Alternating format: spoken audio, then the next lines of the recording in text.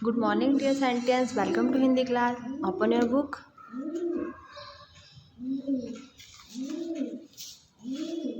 This page number 45. निबंध निबंध के बारे में हम लोगों ने रीडिंग की थी, तो आज हम पढ़ेंगे गाय के बारे में। और आपको पता है निबंध क्या होता है? एक बार हम रीडिंग कर लेते हैं कि निबंध क्या था। जब हम किसी विषय पर अपने विचार को सरल, क्रमबद्ध और प्रभावशाली ढंग से लिखते हैं तो वह निबंध लेखन कहलाता है। तो ये निबंध की परिभाषा है कि निबंध लेखन क्या होता है। तो निबंध लेखन क्या था? जब हमारे मन में कोई विचार आता है कि हमें इसके ऊपर निबंध लिखना है, जैसे माँ था, मेरा मित्र था, तो मन में जो विचार आते हैं उन्हें हम लिखते हैं सरल और स्पष्ट भाषा में, तो वो क्या कहलाता है? निबंध कहलाता है ना।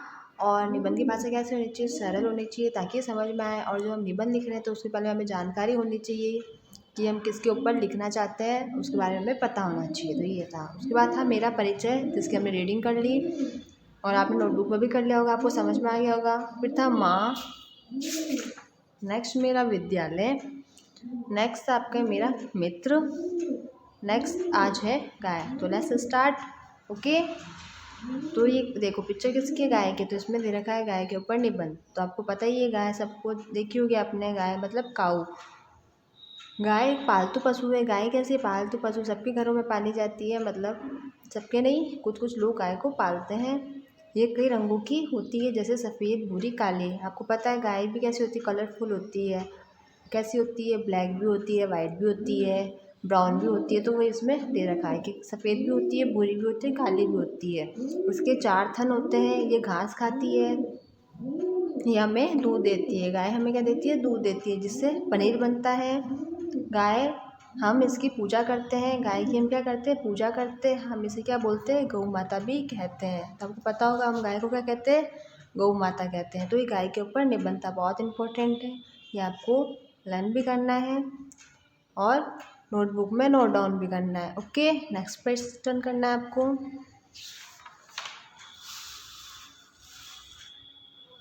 ठीक है, नेक्स्ट लाइन है निबंध लिखते समय ध्यान देने योग्य बातें। फर्स्ट है, अब निबंध जब लिखते हैं तो उसमें कुछ बातें होती हैं जो हमें ध्यान देनी चाहिए कि निबंध कैसे लिखा जाता है। तो विचारों को एक क्रम में लिखें। जो हमारे मन में विचार है उनको एक एक करके लिखना चाहिए, साथ में नहीं करना चाहिए। फिर क्या हो जाता है? मिक्स हो जाते हैं सब कुछ।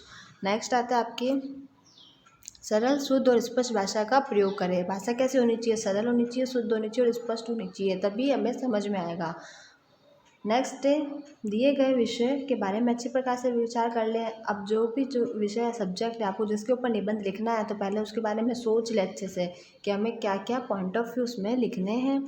देन उसके बाद ही निबंध अच्छे से लिखा जाएगा। ओके, तो ये आपके निबंध कंप्लीट होता है। गाय वाला निबंध आपको नोटबुक में नोट डाउन करना है।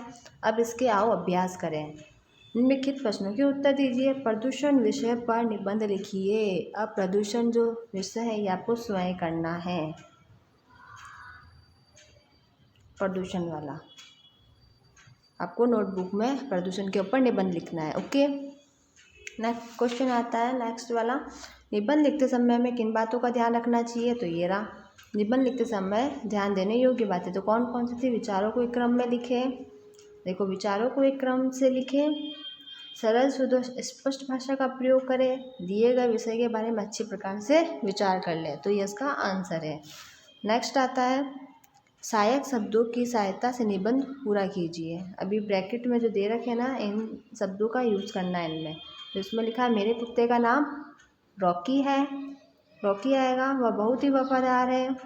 इसका रंग कैसा है? काला दे रखा है ना, तो इधर आएगा काला, ब्लैक रंग का है। तथा आयु लगभग 2 वर्ष है, मतलब 2 साल का है। वह मेरे साथ शहर यानी घूमने शहर करने जाता है तथा मेरे साथ खेलता भी है। रॉकी हमारे घर की रखवाली भी करता है। मैं उससे खाने को दूध, रोटी और अंडा देती हूँ। मैं रॉकी को बहुत प्यार करती हूँ।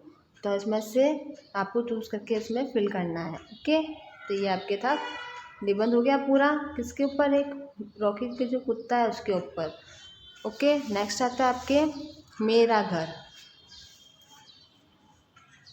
मेरा घर, तो हमारे घर का नाम शांति धाम है ना। इसमें दे रखा है इसके घर का नाम क्या है? शांति धाम। तो आपके घर का क्या नाम है वो आपको यहाँ लिखना है। हमारे घर में मेरे माता पिता व दादा दादी रहते हैं। वह हमारे घर में 4 बड़े कमरे, एक बड़ा हॉल व एक रसोई घर है। इसमें कौन रहता है, इसके माता पिता दादा दादी रहते हैं। और क्या दे रखा है, हमारे घर में 4 बड़े कमरे हैं, एक हॉल है और एक रसोई घर है। नेक्स्ट लाइन, घर के बाहर एक आंगन है जिसमें बगीचा है। घर के बाहर एक आंगन है, वहाँ क्या है, बगीचा यानी गार्डन है, तथा बगीचे में झूला लगा है। ये देखो दिख रहा है झूला। हम सब अपने घर में मिलजुल कर रहते हैं। ये था मेरा घर के ऊपर निबंध। दिए गए निबंध याद करके नीचे लिखिए। अब आपको ये पूरा लर्न करना है, फिर आपको यहाँ जो दे रखा है ना लाइन्स, उसमें आपको लिखना है ये निबंध। ओके, नेक्स्ट पेपर टर्न करना है आपको। अब आता है स्वतंत्र दिवस, जो कि बहुत मोस्ट इम्पोर्टेंट है। स्वतंत्र दिवस, स्वतंत्र दिवस को क्या बोलते हैं, इंडिपेंडेंस डे।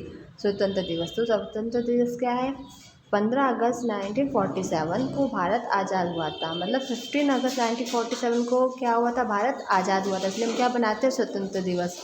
इंग्लिश में हम इसको क्या बोलते हैं, इंडिपेंडेंस डे। इस खुशी में स्वतंत्र दिवस बनाते हैं। भारत आज़ाद हुआ तो इसकी खुशी में हम क्या बनाते हैं, स्वतंत्र दिवस मनाते हैं। इस दिन विद्यालय में झंडा फहराया जाता है। आपको पता ही है ना, इस दिन हम क्या करते हैं, स्कूल और विद्यालयों में झंडा फहराते हैं।